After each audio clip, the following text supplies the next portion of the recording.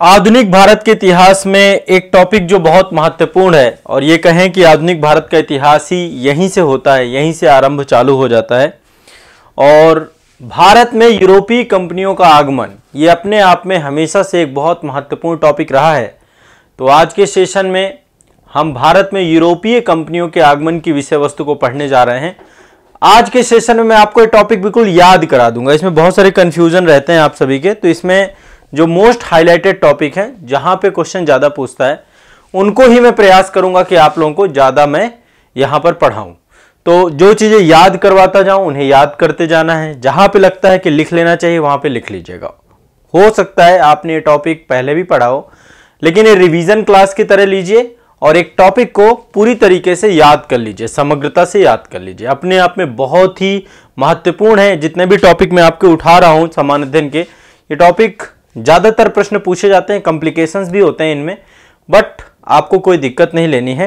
देखिए, भारत में यूरोपीय कंपनियों का आगमन प्रारंभ होता है। अब इसके पीछे का कारण क्या है, मैं एक बार थोड़ा सा वो आपको बताऊंगा कि क्या कारण है कि भारत में यूरोपीय कंपनियां आना प्रारंभ होती हैं। सबसे पहले स्थल मार्ग के माध्यम से जो है व्यापार होता था। भारत और यूरोप के बीच में व्यापार हमेशा से होता आया है। व्यापार इंडस वैली सिविलाइजेशन के टाइम पीरियड से होता आया है। ऐसा नहीं था कि कभी व्यापार बंद हुआ, व्यापारिक गतिविधियां हुई हैं हमेशा से, शुरुआत से ही। तो आधुनिक काल में आते आते व्यापार कार्य क्यों प्रारंभ हुआ, इसके पीछे आप ये मानचित्र देख रहे हैं। एक तो नए रास्तों की खोज हुई, ये आप देख पा रहे हैं। ये आपका एक मानचित्र है। ये अफ्रीका महादेश है, आपको पता है अफ्रीका महादेश है ये, और ये आपका यूरोप है।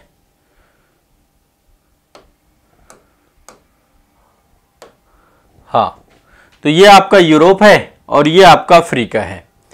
अब देखो, इसमें बहुत सारे कारण हैं कि कैसे एक प्रश्न हमेशा गूंजता रहता है कि भाई वास्को डी गामा ने भारत की खोज की, और वास्को डी गामा पुर्तगाली था, पहले पुर्तगाली ही भारत में आए थे। तो बात आती है भारत की खोज की। देखो, एक चीज दिमाग में बैठा लो, भारत कोई वस्तु नहीं थी कि उसकी खोज की गई। भारत पहले से था, है ना। वास्को डी गामा से पहले भारत था। हमारा एक तो लंबा इतिहास रहा है। तो वास्को डी गामा ने भारत के लिए एक नए रास्ते की खोज की, यूरोप से आने के लिए, आप ये कह सकते हैं। ठीक है, आप देख पा रहे हैं ये पूरा का पूरा रास्ता है जिस रास्ते से वे आया। यहां पे देखिए, ये रास्ता है जिससे वे भारत आया। यहां पे देख रहे हैं केप ऑफ गुड होप से होते हुए ये उसका रास्ता है। ये कोचीन पहुंचता है आपका। ठीक है, कोचीन पहुंचता है पुर्तगाली। ठीक है, केप ऑफ गुड होप यहां पे उत्तर महाशांत द्वीप है आपका, यहां पे ये वाला। तो भारत से, एक तो सबसे पहली चीज, भारत से व्यापार करो, अधिक धन कमाना एक इच्छा रही। दूसरा जो है, एक तरीके से यहां पे यूरोप में पुनर्जागरण रहा, है ना। पुनर्जागरण के कारण से भी नवीन आविष्कार हुए, नए प्रकार के जो है आधुनिक जो नौवाहन, नौ परिवहन, है ना, इनमें प्रगति हुई। जहाजरानी निर्माण हुआ, नौ परिवहन नौकायन में हुआ, नवीन खोजों की बात हुई। और फिर भारत से व्यापार करने की एक जो होड़ थी, उस होड़ को भी आप देख सकते हैं। तो एशिया का अधिकांश व्यापार पहले अरब करते थे, ये अरब प्रदेश के लोग ये ज्यादातर व्यापार करते थे। अब इस यूरोप के लोग जो है, अब इसको जो है कब्जाना चाहते थे, इस क्षेत्र पर अपना आधिपत्य जमाना पड़ते थे। तो ऐसे मल्टीपल रीजन थे। पहले व्यापार स्थल से भी होता था, जो इस्तांबुल कुस्तुनतुनिया वाला क्षेत्र था, लेकिन यहाँ पे तुर्कों का जब अधिकार हो गया, ऑटोमन साम्राज्य का अधिकार हो गया, तो फाइनली एक नए मार्ग की जो है खोज करता है वास्को डी गामा। आप सभी को पता है, सबसे पहले वास्को डी गामा भारत आया। भारत आने वाला पहला व्यक्ति है वास्को डी गामा। ठीक है, अब वास्को डी गामा से कई सारे क्वेश्चन आते हैं। पहली बात, वास्को डी गामा पुर्तगाल से था। कहां से था वास्को डी गामा? पुर्तगाली था। पहले तो ये आपको दिमाग में बैठा के रखना है, कहां से था वास्को डी गामा। भारत कैसे आया? केप ऑफ गुड होप, उत्तर महासागरीय द्वीप से होते हुए। एक गुजराती पथ प्रदर्शक था जिसका नाम था अब्दुल मुनीद। अब्दुल मुनीद के बारे में हमेशा चर्चा रहती कि अब्दुल मुनीद नामक एक व्यापारी था, गुजराती व्यापारी था। उसी की सहायता से कालीकट बंदरगाह पहुंचा था। कहां पहुंचा था? कालीकट। अब देखो, अब्दुल मुनीद के कई सारे नाम मिलते हैं, कई जगह पे अहमद इब्न मजीद भी मिलता है। ठीक है, मैं यहां पे थोड़ा सा एक दो नाम लिख देता हूं ताकि आप, गुजराती पथ प्रदर्शक भी कई जगह पे मिलता है। अहमद इब्न मजीद, कई जगह पे अब्दुल मुनीद भी कहा जाता है। तो इसकी सहायता से पश्चिमी तट स्थित कालीकट बंदरगाह पे पहुंचा था। कब पहुंचा था? 20 मई 1498 को। 20 मई 1498 को कौन पहुंचा था? Vasco D gamma. Vasco D gamma Bharat पहुंचा। तो एक तरीके से भारत पहुंचने के नए मार्ग की खोज की, भारत की खोज नहीं की, भारत पहुंचने के एक नए मार्ग की खोज की किसने? ठीक है, ये आपको ध्यान रखना है। नया मार्ग कहां से होकर के आ रहा है? ये आपका अटलांटिक महासागर से होते हुए, केप ऑफ गुड होप से होते हुए, अरब सागर से होते हुए ये केरल पहुंचा। और केरल पहुंचने के बाद देखिए वापस भी लौटता है इसी रूट से ये वापस लौट गया। ये देखिए ये इसी रूट से आपका वापस जाने का रास्ता है। ये यहां से ये वापस लौट गया। ये पूरा इसका वापस जाने का रास्ता है। तो पुर्तगाल, स्पेन, फ्रांस, ब्रिटेन, डेनमार्क, ये सारी कंट्री उस समय होड़ पे लग गई। सबने कहा भैया ये चले गए, बहुत लाभ कमा के आए हैं। इन्होंने बोला भी कि भाई हम तो लाभ बहुत कमाए हैं, हम जो है जो कुछ भी यहां से लेके गया उससे 200% लाभ कमाया। यहां पे मसाला लेकर के गया। और यहां पे उस समय कालीकट में एक शासक था जिसका नाम था जमोरिन। सभी आप लोग जानते होंगे जमोरिन का शासन था। तो जमोरिन जो है वास्को डी गामा का स्वागत करता है, वेलकम करता है। और कालीकट में जब ये पहुंचता है तो यहां पे एक बंदरगाह होता है जिसका नाम रहता है कप्पक डाबू बंदरगाह। कप्पक डाबू बंदरगाह, ठीक है। यहां पे ये 20 मई 1498 को कप्पक डाबू बंदरगाह में पहुंचता है, ठीक है। ये आपको ध्यान रखना है वास्को डी गामा के बारे में पहली बात, ठीक। अब वास्को डी गामा को लेकर के इतना ही जानना जरूरी है, और कोई ऐसा है नहीं कि आपको बहुत ज्यादा चीजें जाननी है। अब देखो एक चीज समझते हैं। सबसे पहले तो भारत में पुर्तगाली आए, चूंकि वास्को डी गामा का आगमन हुआ तो नंबर 1 तो पहले पुर्तगाली आए। पुर्तगाली के बाद बहुत सारे लोगों को लगता है कि भाई नहीं अंग्रेज आए। नहीं, अंग्रेज नहीं आए। अंग्रेज तो 1608 में आए, पुर्तगाली 1498 में ही आ गए थे। वास्को डी गामा आया, उसके बाद फिर लगातार आते चले गए, है ना। दूसरा पुर्तगाली 1500 एडी में आया था, पेड्रो अल्ब्रेज, है ना। पेड्रो अल्ब्रेज केब्रल, वो आपका भारत पहुंचने वाला दूसरा पुर्तगाली था। तो इसके बाद फिर वास्को डी गामा आता है। वास्को डी गामा 2 बार भारत आया। 1502 में वास्को डी गामा फिर वापस आता है, और इसके बाद 1503 में पुर्तगाली आकर के अपनी फैक्ट्री डाल देते हैं, अपनी खुद की बस्ती डाल देते हैं, एक सेटलमेंट कर लेते हैं, ठीक है। तो पुर्तगालियों ने भारत को बहुत, मतलब सबसे ज्यादा देखें, सबसे पहले यहां से व्यापारिक संबंध करना, यहां पर एक वर्चस्व स्थापित करना। 100 साल बहुत लंबी अवधि होती है। पुर्तगालियों का वर्चस्व रहा इस पूरे क्षेत्र में 100 साल की अवधि, आप समझ सकते हैं। तो सबसे पहले पुर्तगाली है। पुर्तगाली के बाद दूसरे नंबर पे डच आए। दूसरे नंबर पे आए डच। नंबर 1 पुर्तगाली, नंबर 2 डच। बहुत बेसिक चीजें बताऊंगा और ये सेशन याद कर लेना है। तीसरे नंबर पे आए ब्रिटिश। ब्रिटिश के बाद चौथे नंबर पे आते हैं डेनिश। 5वें नंबर पे आते हैं आपके फ्रांसीसी। ये क्रम याद कर लो। और 6ठे नंबर पे आते हैं स्वीडिश। वैसे इनके बारे में ज्यादा जानकारी नहीं मिलती, बट फिर भी एक ये क्रम है आने का भारत। ये क्रम आप याद करो सभी लोग, ठीक है। ये क्रम से क्वेश्चन पूछता है, कई बार क्रम पूछा जा चुका है। आप लोगों को क्रम याद कर लेना है सभी लोगों को, ठीक है। आप ध्यान से इस क्रम को याद कर लो। सभी लोग ये क्रम याद करेंगे, ठीक है। स्पष्ट है,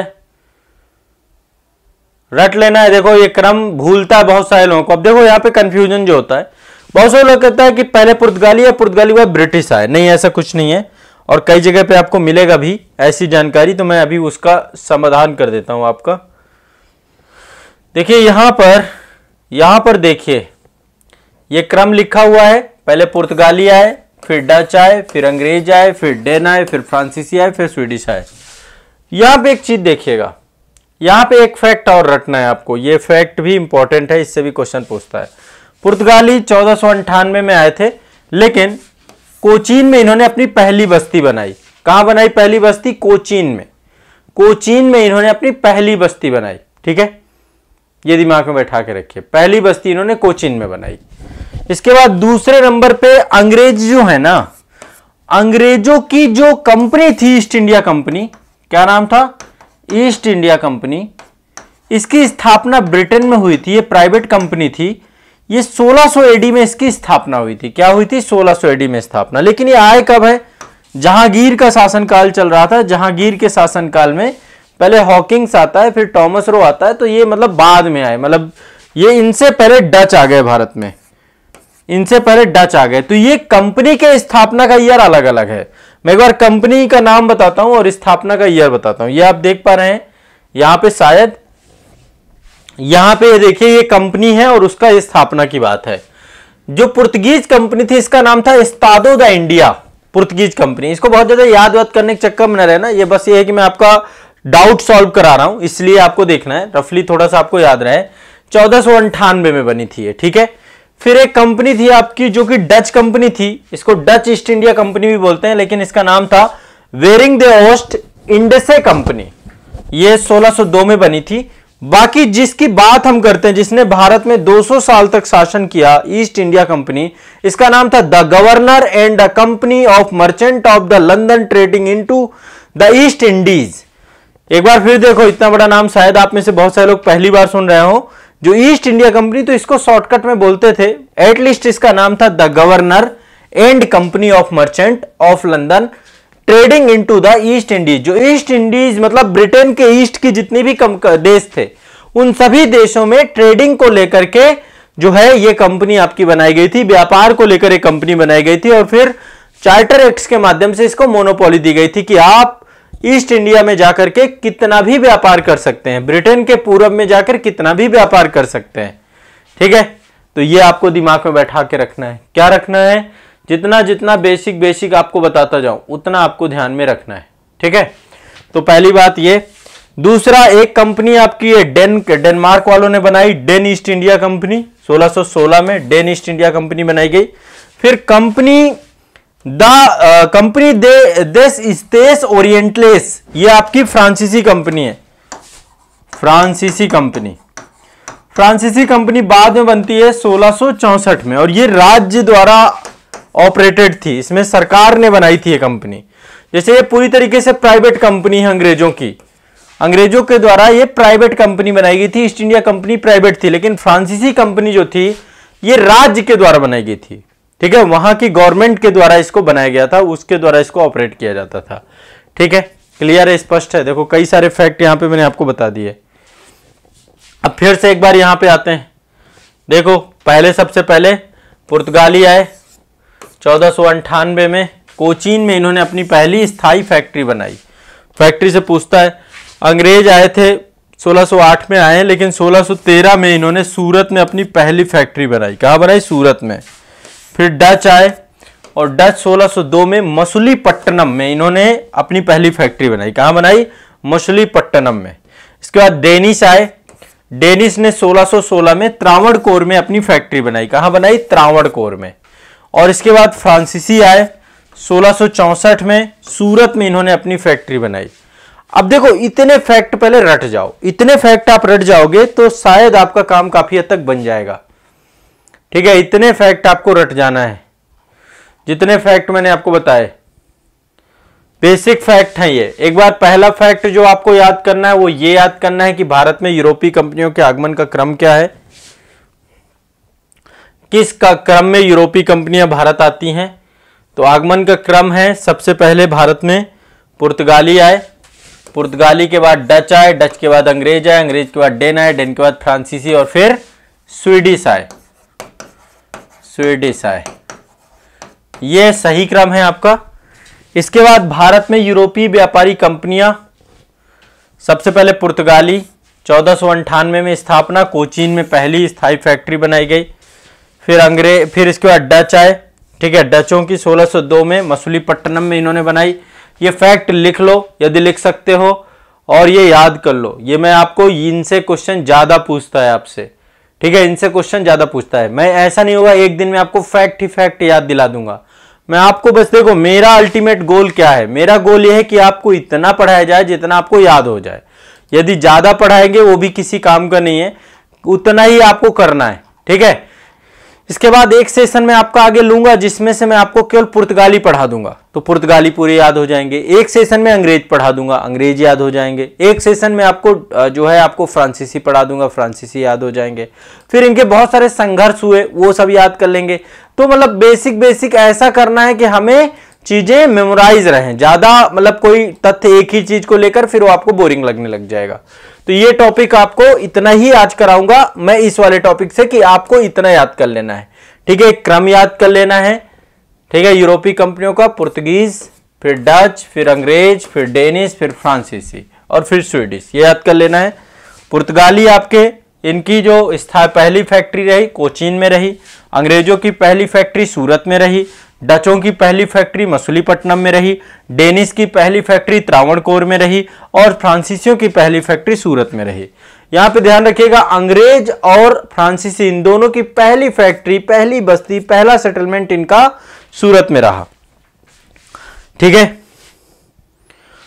तो ये आपको ध्यान रखना है, ठीक है। और ये आपकी पूरी की पूरी कंपनी है, ये आपको ध्यान रखना है। Estado da India Portuguese company थी, वेरिंग द ओस्ट इंडियस company Dutch East India company 1602 में, the governor and company of merchant of London trading into the East Indies अंग्रेजी ईस्ट इंडिया कंपनी थी। और इसके बाद डेन ईस्ट इंडिया कंपनी आपकी 1616 में, कंपनी देश इंदेश ओरिएंटलेस ये आपकी फ्रांसीसी कंपनी 1664 में। तो ये आपको एक तो इतना याद करके रखना है, ठीक है। बाकी मैंने थोड़ा सा आपको चीजें बताई वास्को डी गामा के बारे में कि वास्को डी गामा को लेकर के क्या तथ्य फैक्ट थे, वो सारी चीजें आपने समझी, ठीक है। वास्को डी गामा, ठीक है, आपका 17 मई 1498 को जलमार्ग से ये निकलता है, पहुंचता है आपका, और पुर्तगाली नाविक रहता है, भारत पहुंचता है। भारत के लिए इसने नए समुद्री मार्ग की खोज की है वास्को डी गामा ने। ये बिल्कुल गलत है कि इसने भारत की खोज की है। इस समय जो कालीकट का शासक था वो हिंदू शासक था जेमोरिन। जेमोरिन ने इसका जो है यहाँ पर वेलकम किया, व्यापार करने की सुविधाएं इसको बनाई। इसने यहाँ से बड़े स्तर पे जो है मसाले लेकर के जब ये पुर्तगाल पहुंचता है वहां पे अच्छा खासा ये क्या करता है, उससे लाभ कमाता है, ठीक है।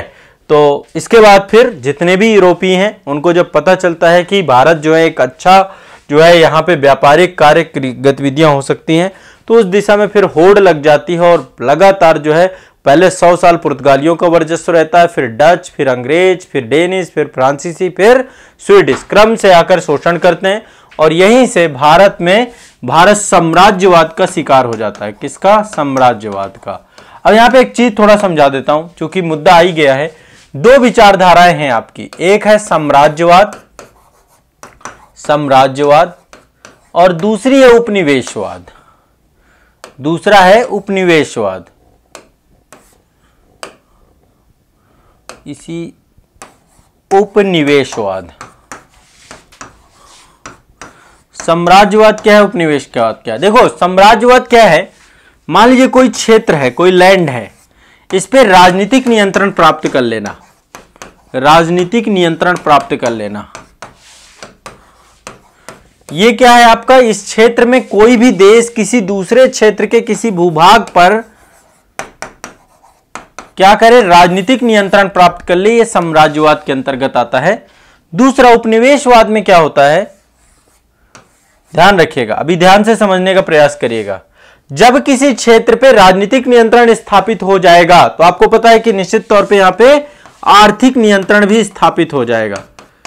आमतौर पे यही होता है, आर्थिक नियंत्रण। अब यहां पे एक बार समझिएगा, ये जो कॉन्सेप्ट है कि कोई भी देश में हम इकोनॉमिक तौर पे किसी देश को जो है क्या करते हैं, अपना हिस्सा बना लेते हैं, तो यहां पे होता क्या है, इसको हम कहते हैं उपनिवेशवाद। उपनिवेशवाद का मतलब किसी भी देश में किसी भी क्षेत्र में आर्थिक नियंत्रण प्राप्त कर लेना।